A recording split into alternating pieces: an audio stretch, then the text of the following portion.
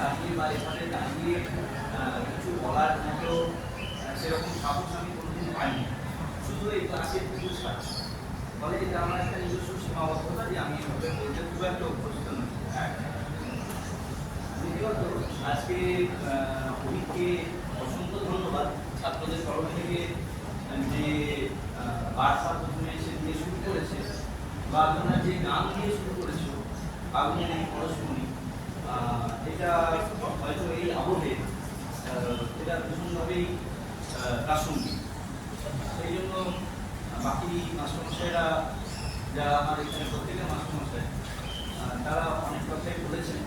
আমি সেই সব বলার মতো হয়তো অতটা উপযুক্ত নই, কিন্তু আসলে আমি একটা কথা বলতে চাই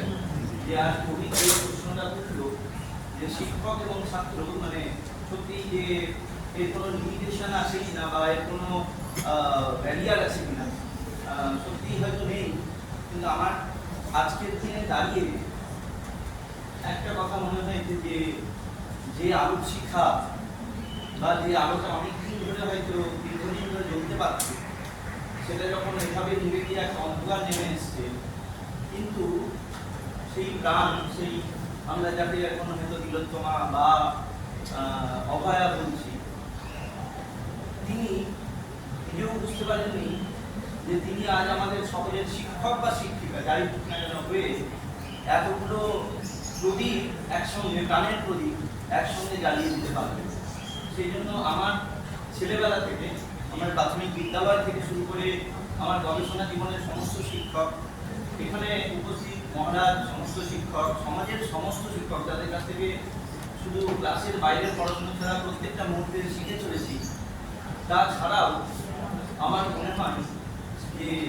সেই অভয়া বা তিলোত্তমার প্রতি আমার আধুনিক প্রণাম যে তিনি আজ বোধহয় সেই শিক্ষিকার কাজ আমাদের করে দিয়ে গেলেন, যে আমাদের মধ্যে অল্প হলেও সাহসের সঞ্চয় করে দিয়ে গেছেন বা সৎ থাকার একটা চেষ্টা হয়তো জাগিয়ে তুলেছেন।